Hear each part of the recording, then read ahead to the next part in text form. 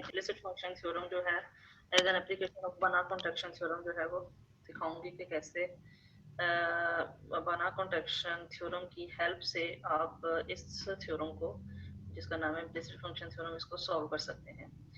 Implicit function theorem क्यों है इसका नाम, इसलिए क्योंकि इस मतलब फंक्शन होगा इम्प्लिसिट और आप इसको सॉल्व कर सकेंगे एज एन एक्सप्लिसिट फॉर्म, ठीक है, due to Banach exponent theorem. So let f from r cross ab to rp continues, ठीक है, f एक कंटिन्यूस फंक्शन है, डोमेन रेंज गिवन है, t is also a function which is defined as g of xt is equal to fxt plus x, ठीक है, जिसमें से ये ऑर्डर पेयर में से x किसको बिलोंग करेगा, r को, t किसको बिलोंग करेगा, इस क्लोज इंटरवल ab को, ठीक है। f कंटिन्यूस है तो डेफिनेटली ये भी कंटिन्यूस होगा क्योंकि इसकी डेफिनेशन f के साथ ही कंसर्न है। Now assume that there exists a number k which is less than 1 such that partial g over partial x mod less than equal to k and this is less than 1, ठीक है। इससे एक और चीज क्या पता चली कि जो g फंक्शन है वो कैसा है, डिफरेंशिएबल फंक्शन है, ठीक है। तो इसके इस assume that there exists a number k less than 1 such that the partial derivative of g with respect to x is less than equal to k, या यूं करें lie between 0 and 1, then the equation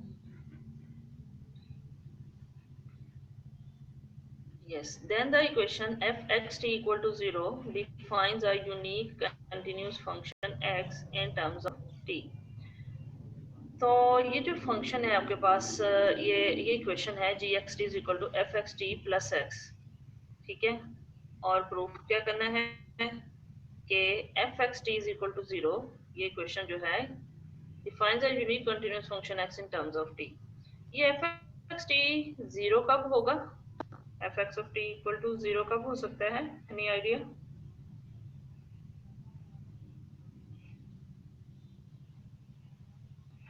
देखें ये है ना g x T is equal to f x t plus x, ये सिर्फ f x T is equal to 0 हो जाए, इक्वल टू 0 हो, कब होगा? जी एक्स टी बराबर आ जाए एक्स के, जी एक्स टी जो है वो किसके इक्वल आ जाए, एक्स के इक्वल आ जाए, ठीक है। अगर ये हो जाए तो फिर ये जो प्रूफ हो जाएगा, ठीक है, g f x T is equal to 0। तो इसके लिए अब हम क्या करेंगे, प्रूफ करेंगे। प्रूफ में जो चीज़ें हमें गिवन है उनका फ़ायदा उठाएंगे, यूज़ करेंगे उनको, और जो प्रूफ करनी है उसको प्रूफ करेंगे। प्रूफ क्या करना है हमें, ये प्रूफ करना है ये इक्वेशन जो है F x T is equal to 0 this defines a unique continuous function x in terms of T, ठीक है। आप को पता होगा कई सारे इम्प्लिसिट फंक्शंस ऐसे होते हैं कि जिनमें से इम्प्लिसिट इक्वेशंस ऐसी होती हैं जिनमें से एक वेरिएबल को दूसरे वेरिएबल की फॉर्म में राइट नहीं किया जा सकता। कुछ तो ऐसे होते हैं ना इम्प्लिसिट इक्वेशन है लेकिन आप किसी भी एक को साइड पे रखे दूसरे की फॉर्म में लिख लेते हैं। कई कॉम्प्लिकेटेड फंक्शंस होते हैं ऐसे कि जिसमें एक वेरिएबल की फॉर्म में दूसरे वेरिएबल को नहीं लिखा जा सकता, ठीक है। तो इस तरह के एक्सप्लिसिट फंक्शन को एक्सप्लिसिट फॉर्म बनाने के लिए भी ये वाला थ्योरम यूज होता है, इम्प्लिसिट फंक्शन थ्योरम, ठीक है। तो अभी आप देखेंगे कैसे। अब यहाँ पे देखें एक फंक्शन ले लिया टी, एक मैप ले लिया self map from C A B to C A B, the function defined by T of x of T is equal to G x T T. तो ये जो जी एक्स टी ऊपर function था उसी के according हमने इसको कर लिया, टी को डिफाइन कर लिया। और कैसे कर लिया, ये इसमें कंफ्यूजन की जरूरत बिल्कुल भी नहीं है।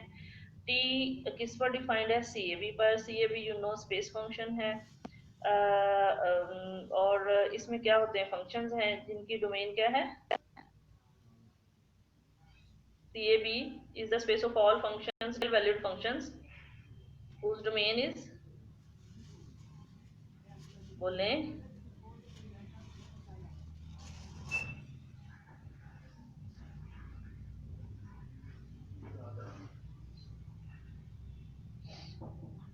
जी आपसे पूछ रही हूँ, स्पेस फंक्शन में सी ए बी में जो फंक्शंस हैं वो रियल वैल्यूड होते हैं, मतलब कोड में तो आर होती है, उसकी डोमेन क्या होती है स्टूडेंट्स? आर यू लिसनिंग मी?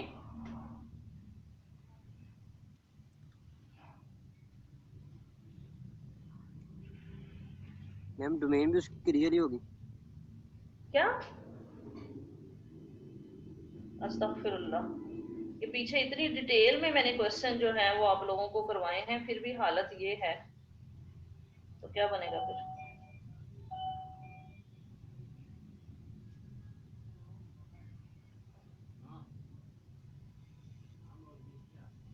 आप में से कोई बंदा ये जानता है कि ये जो सी ए बी हम ये लिखते हैं, फंक्शन स्पेस बोलते हैं इसको,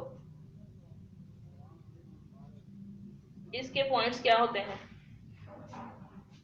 एलिमेंट क्या होते हैं स्पेस में?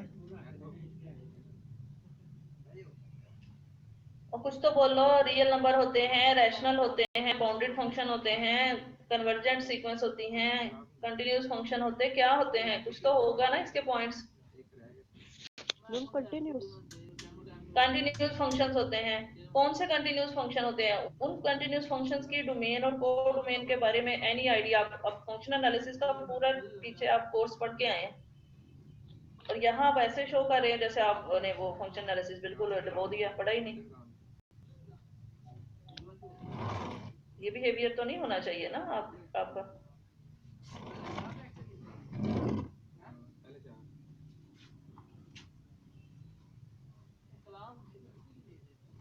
लास्ट टाइम मैंने आपको एक क्वेश्चन एग्जांपल करवाई थी, एग्जांपल में बड़ी डिटेल में मैंने, ठीक है, अगर आप इसी तरह से रहना चाहते हो तो फिर मैं इस चीज को फिर बार बार नहीं बताऊंगी, बार बार को बताया जाता है जो फॉलो करता है वो। बहरहाल टी एक मैप है जो सी ए बी से सी ए बी पर डिफाइंड है, और इस तरह से हम इसको डिफाइन कर सकते हैं। आप कैसे डिफाइन कर सकते हैं, अब ये खुद आप जानेंगे। अच्छा जी, अब चूंकि t of x of t को मैंने इक्वल लिखा है g of x of t and t के, ठीक है। जी के बारे में ऊपर assumption थी कि जी जो है वो एक डिफरेंशिएबल फंक्शन है, ठीक है, क्योंकि ये देखें वन के दरमियान इसका डेरिवेटिव लेके डिफरेंशिएबल है, और every differentiable function is since continuous, differentiable है, कंटीन्यूअस है, लिहाजा by mean value theorem there must exist a point suppose E T between points order pair, जाहिर सी बात है X T and Y T.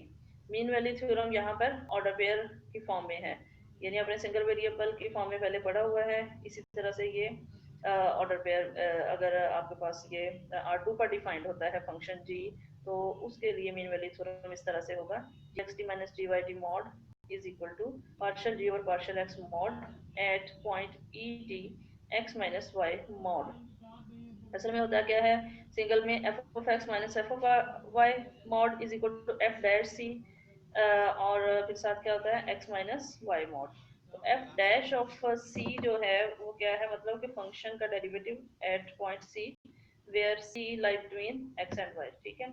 यहाँ सिमिलरली टू पेयर वाले मतलब प्लेन में जब आप इसको इसको डेरिवेटिव लेंगे तो आप किस पॉइंट पे लेंगे, कोई पॉइंट जैसे वहाँ सी एक्स वाई में के अंदर लाइक करता है, यहाँ आप कहेंगे ई टी जो है वो एक्स टी और वाई टी में लाइक करेगा, यानी टी फिक्स कर लिया और ई की वेरिएशन है जो कि एक्स और वाई के दरमियान है। So this is less than equal to k x minus y mod. Less than equal to k क्यों, क्योंकि ये भी अजम्पशन थी इस थ्योरम में कि partial g over partial x mod less than equal to k होगा फॉर ऑल पॉइंट्स, तो इस पर्टिकुलर पॉइंट ई टी के लिए भी ये लेस देन इक्वल टू के ही होगा। Here I have explained in bracket that where e lie between x and y, and the partial d over partial x mod at et means partial d over partial x is evaluated at point et, okay. It further implies that चूंकि g differentiable था, continuous था, mean value theorem के according ये इसके equal आ गया और ये इससे लेस देन इक्वल टू हो गया, ठीक है। ये सारे क्या हैं, फंक्शंस हैं, ठीक है, कंटिन्यूस फंक्शंस हैं। जी एक्स टी आपने क्या लिखा हुआ है, t of x of T, ठीक है, मतलब T of x of T, फिर आप देख लेंगे किसको बिलोंग करेगा, एक्स देखें, टी ऑफ एक्स, एक्स की क्या है, एक फंक्शन है जो सी ए बी को बिलोंग करता है, ठीक है, फंक्शन है तो एक्स ऑफ टी होगा, ठीक है, और टी किसको बिलोंग करेगा, इस क्लोज इंटरवल ए बी को। इस पर जब आप टी अप्लाई करेंगे तो आंसर फिर किस में जाएगा, सी ए बी में, ठीक है। इट मीन अगर x एक कंटिन्यूस रियल वैलिड फंक्शन है तो t of x of t भी एक कंटिन्यूस रियल वैलिड फंक्शन है, इसको बिलोंग करता है, सी ए बी को ही बिलोंग कर रहा है, लिहाजा सी ए की जो मीट्रिक होगी वही इस में भी अप्लाई होगी। नाउ ऊपर जो आपने अभी ये देखा है कि this is less than equal to k time x and y, tx ही चूंकि t है, t of x of t है, लिख सकते हैं आप इसको बिल्कुल, और मैक्सिमम दो साइड पे अप्लाई कर दिया कि इसका मैक्सिमम अगर ये इससे लेस है फॉर ऑल एक्स तो इसका मैक्सिमम इससे के मैक्सिमम से लेस होगा, इसका मैक्सिमम आपको D t x t why they देता है, इसका इन फंक्शन का मैक्सिमम आपको क्या देगा, d x y, the distance between x and y, where k belongs to this interval 0 1।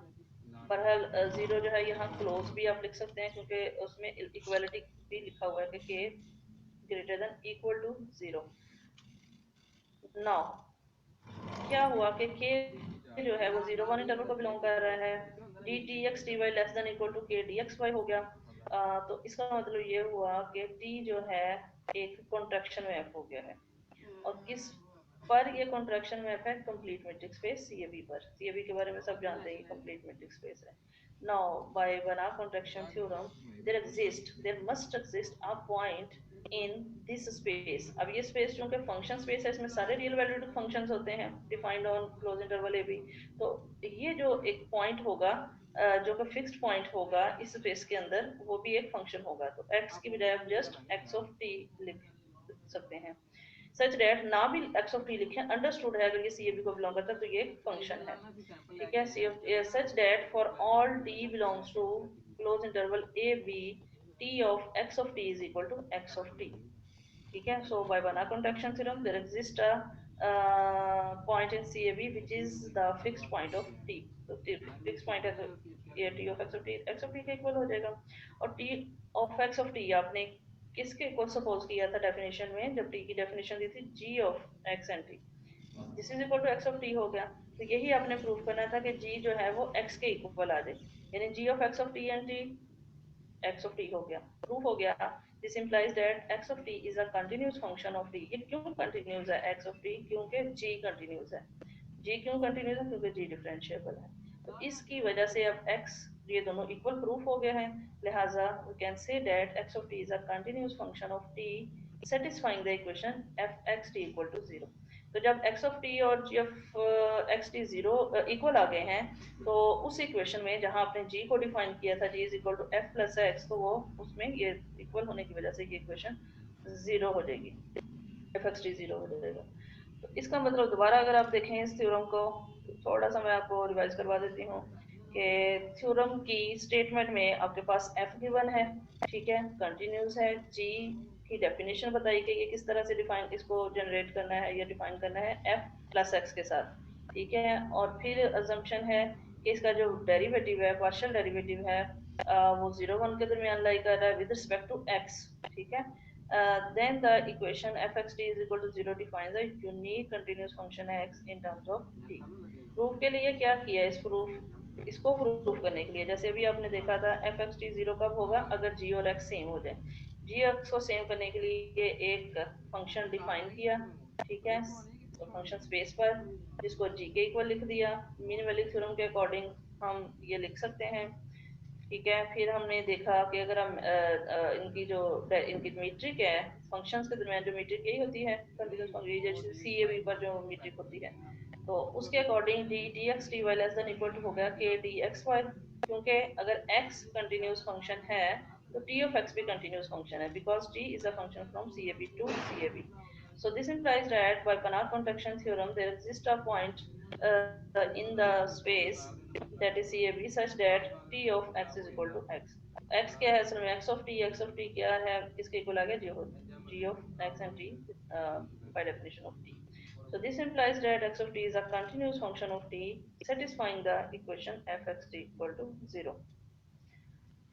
इसको प्रैक्टिकली देखने के लिए एक एक्सरसाइज है यहाँ पे लिखी हुई कि आर एफ एक फंक्शन है r cross -9/10 to 9/10 to r, ठीक है। ये ए बी की जगह है, इसमें ए क्या है -9/10 और बी क्या है 9/10। ये क्लोज इंटरवल है, एफ इस पर डिफाइंड है, किस तरह से डिफाइंड है, F x T is equal to x into t minus one plus T.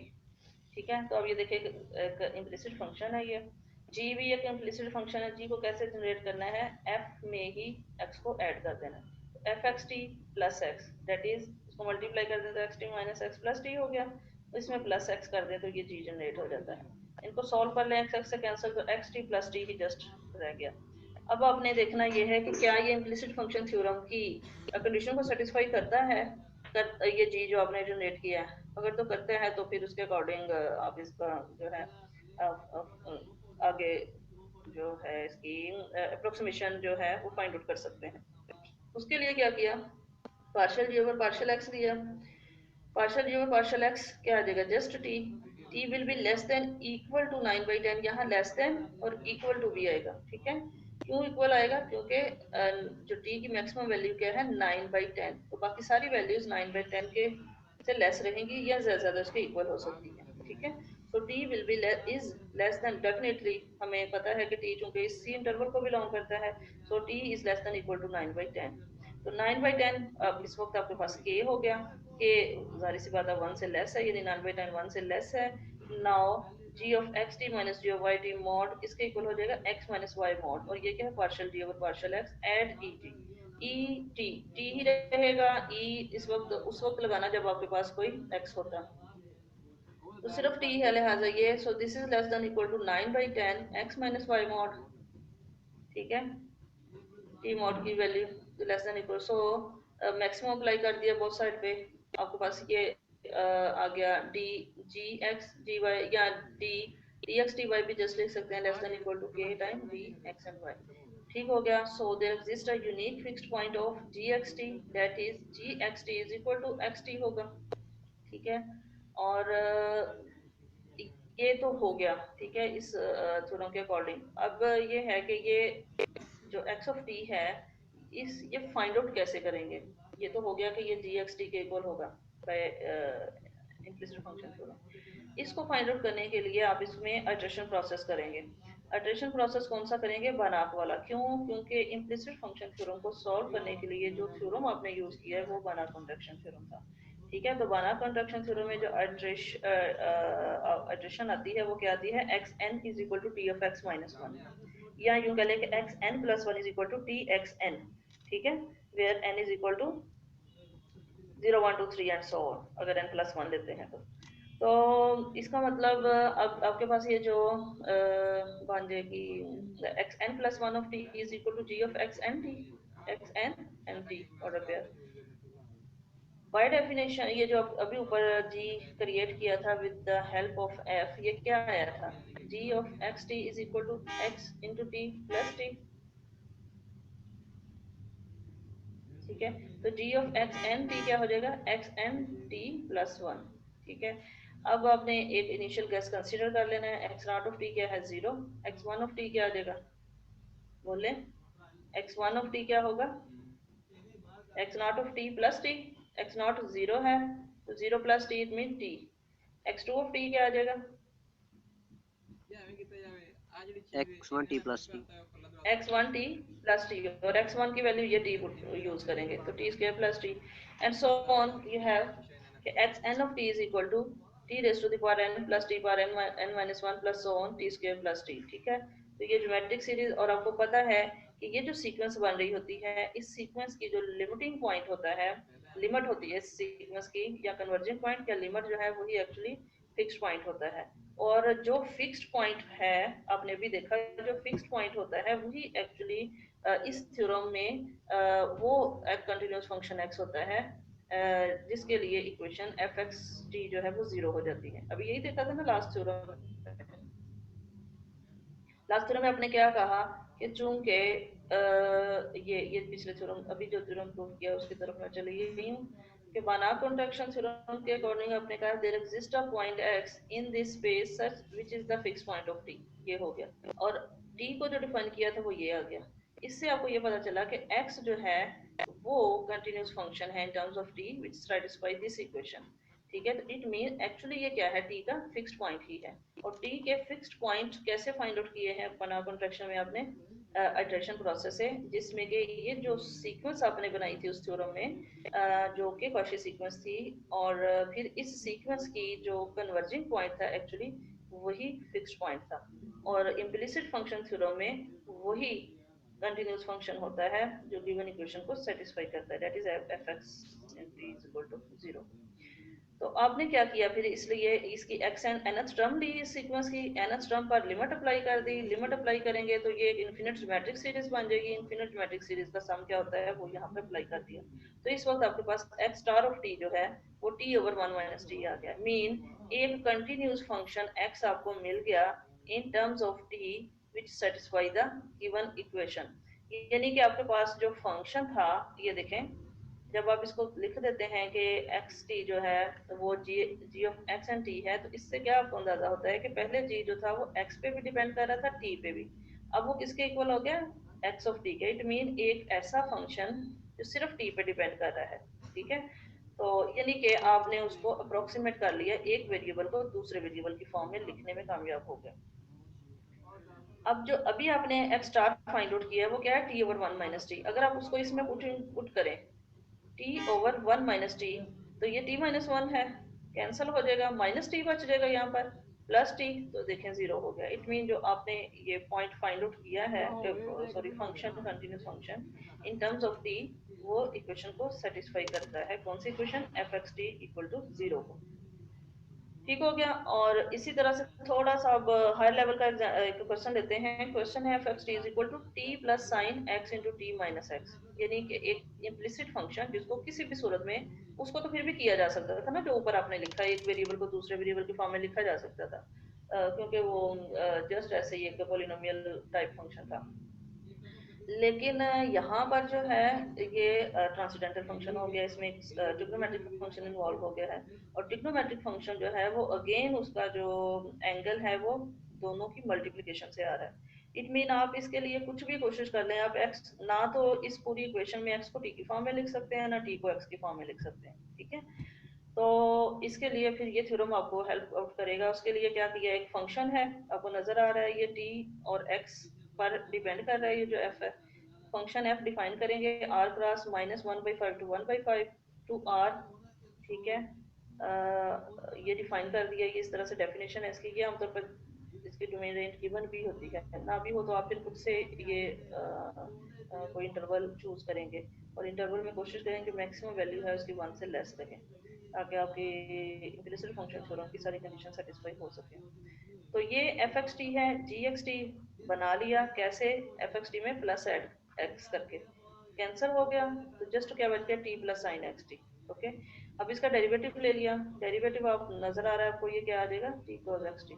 इसको आप लिख सकते हैं t mod cos of x t mod. Cos of x t mod less than equal to 1 होता है, you know, and t mod less than equal to क्या होगा, 1/5, क्योंकि इस वक्त आपने ये चूज किया था, इसलिए मैंने यहाँ कहा कि आप इसको कोशिश करें कि 1 से लेस लें, ताकि ये ऑटोमेटिकली सेटिस्फाई हो जाए। So this is less than equal to 1/5, 1/5 is equal to k. इस वक्त हमारे पास के की वैल्यू क्या आ गई, 1/5, and this is less then 1। तो सारी कंडीशन सेटिस्फाई हो गई implicit function theorem की। So by implicit function theorem we can say that define a function t, so this to this defined as this, कैसे define किया था, t contraction हो गया था, there must exist a point x belongs to this space such that t of x of t is equal to x of t, t of x of t g है, और ये x of t हो गया, g क्या है असल में इन दोनों की एडिशन से है, is equal to x of t।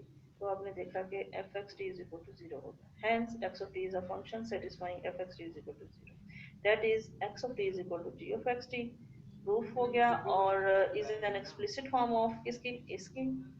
for t belongs to this we find this function by iteration। अब iteration से कर लें इसको फाइंड आउट कैसे, g x n t क्या हो जाएगा, g x n t is equal to x n plus 1 t। जैसे आप इसको खुद यहाँ पे लिख लें, g of x n of t is equal to x n plus 1 t आ जाएगा, जिसमें से आप इनिशियल गैस चूज कर लें, x नॉट ऑफ t 0 ले लें, सपोज कोई भी ले सकते होते हैं।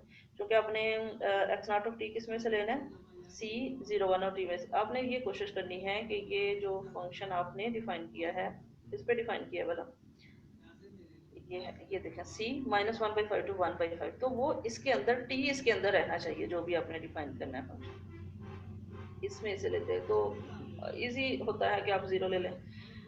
x1 ऑफ टी लिया, ठीक है, x1 ऑफ टी लिया तो वो g of x naught of t, t आ जाएगा, ये आ गया टी।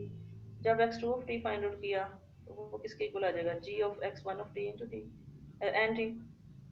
फिर x1 टी, टी है, अप्लाई कर दिया,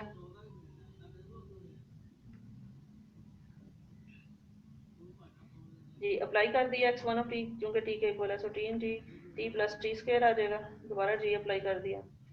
फिर x3 टी इसके इक्वल आ जाएगा g of x2 of t into T, g of x2 of T. फिर ये देखेंगे जितने भी x1 x2 x3 आ रहे हैं ये सिंगल वेरिएबल टी की फॉर्म में आ रहे हैं, ठीक है। देखें T plus sine t square, इधर पुटिंग कर दें, यहाँ से भी जी में से x खत्म हो रहा है, टी की फॉर्म में आया जा रहा है, ये आ गया टी। x3 क्या आ जाएगा, t plus sine t square plus t sine t square, okay. This is we can say that this is an approximate explicit form of x in terms of t which satisfy the given equation this, ठीक है। इसको कह सकते हैं कि ये x है आपका आ गया। देखिए x4 भी फाइंड आउट कर सकते हैं, लेकिन x3 पर हम पुट करके चेक कर लेंगे क्या ये इक्वेशन को सेटिस्फाई करता है, ठीक है। ये वाला x, ठीक है, ये वाला x हमने वही x3 को कह दिया कि हमने कहा कि ये जो इसकी थर्ड इटरेशन जो है ना, ये वो x है जो इस इक्वेशन को सेटिस्फाई कर रहा है। अगर कर देगा तो फिर यहाँ पर ही खत्म बात, ठीक हो गया। सो ये इक्वेशन ये है असल में, क्योंकि ये f(x t = 0 for all this put x is equal to this, x की ये वाली जो वैल्यू है जिसको हमने कहा कि ये इसकी वो फॉर्म है जो इन टर्म्स ऑफ t है, जो इस इक्वेशन को सेटिस्फाई करती है। कब करेगी, जब इसको इसमें पुट कर दे तो आंसर 0 आ जाए, के करीब हो जाए। पुट कर दिया तो ये देखें ये अप्रोक्सीमेटली इक्वल टू 0 है, 0 तो नहीं, अप्रोक्सीमेट 0, क्यों, क्योंकि t फिक्स नहीं है, t किसको बिलोंग कर रहा है, इस इंटरवल को -1/5 से 1/5, ठीक है। तो t की मैक्सिमम वैल्यू ही चूज कर लेते हैं, मैक्सिमम वैल्यू 1/5 है यानी 0.2 होगी, इसको चूज करते हुए हम देख लेते हैं ये सारा कुछ क्या बन रहा है। as t is equal to 0.2 that is 1/5, this belongs to this interval, ये c नहीं आएगा स्टूडेंट, यहाँ पर c क्या है, क्रॉस है, अंडरस्टैंड जी मैम। जी। 1/5 इसी इंटरवल को बिलोंग कर रहा है, -1/5 to 1, क्योंकि ये t जो है वो असल में इस इंटरवल को बिलोंग करता है, तो c वो गलती से लिखा गया है, हालांकि c तो स्पेस है। सो एस टी की मैक्सिमम वैल्यू ही ले ली, मैक्सिमम वैल्यू पर हम देख लेते हैं x क्या आ रहा है, ठीक है। तो t ले लिया, टी स्क्वायर फाइंड आउट कर लिया, फिर sine of t square find out कर लिया, t इंटू साइन, ये सब कुछ फाइंड आउट करने के बाद आप इस रिजल्ट पे पहुंच गए कि sine of t square plus t sine t square किसके इक्वल है, ये क्वेश्चन नंबर 1 कर दिया। क्यों हम भला ये कर रहे हैं, हम ये देखना चाह रहे हैं कि ये यहाँ पर ये जो टी से कैंसिल हो गया था कि sine of this number minus sine of this number ये अप्रोक्सीमेटली 0 है, ये हम प्रूव करना चाह रहे हैं, ठीक है। तो इसको करने के लिए जाहिर सी बात है हमें टी कुछ ना कुछ वैल्यू लेनी थी, ये चेक है जस्ट जैसे आप इसको बोलते हैं पड़ताल करनी, चेक करना कि हम सही जा रहे हैं कि नहीं जा रहे, तो उसके लिए इसमें से टी कोई भी सिलेक्ट कर लें आप, ठीक है। तो ये लेने के बाद हमने क्या, ये फाइंड आउट कर लिया, ठीक है। फिर ये भी फाइंड आउट कर लिया, sine of t square this यानी sine of this and sine of this, इस तरह की वैल्यू, इतनी वैल्यू का साइन जो है ये भी 0.000700 है ना, इसका भी आ रहा है, कैलकुलेटर से आप इसको कर लीजिएगा। फिर ये question number 1 and 2, this implies that difference यानी इसका और इसका डिफरेंस क्या होगा,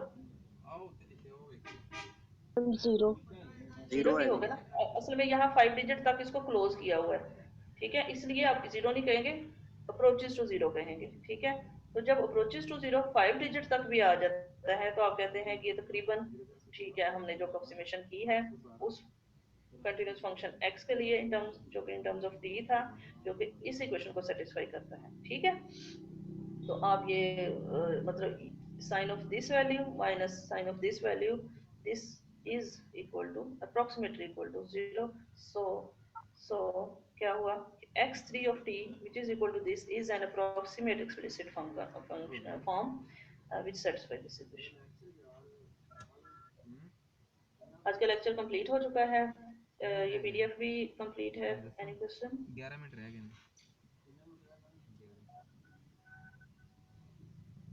नो मैम। चलिए ठीक है, कोई और student?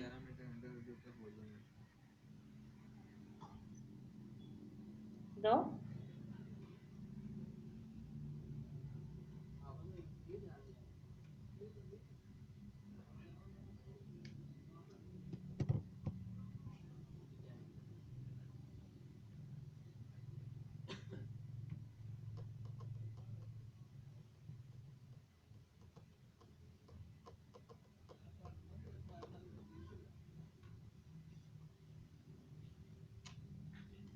I am taking your attendance.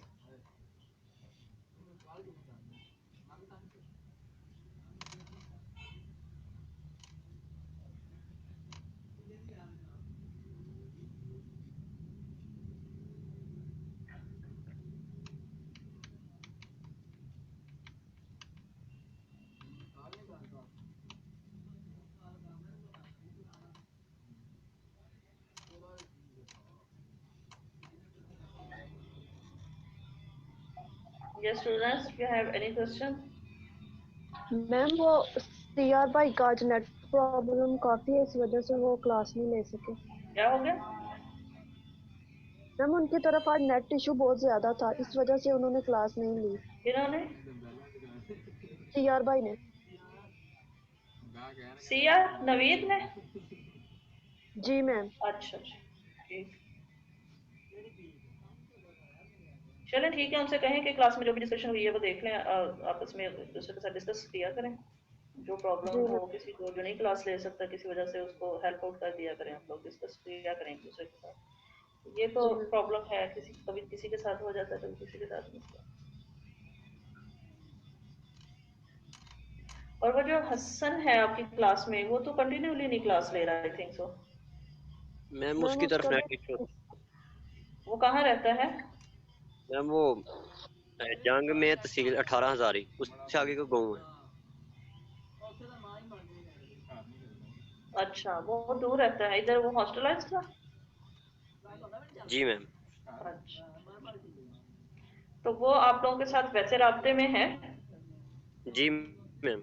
आपकी क्लास में से कौन स्टूडेंट है जो उसकी हेल्प वगैरह कर रहा है सारा कुछ करने में, ये जो क्लास की मैम डिस्कशन होती मेरे है? मेरे ग्रुप में ही है हसन भाई। आपके ग्रुप में तो है? मैम जी मैम होती रहती है उससे बात। अच्छा, तो वो चल रहा है ना क्लास के साथ साथ? जी मैम। ठीक। मैम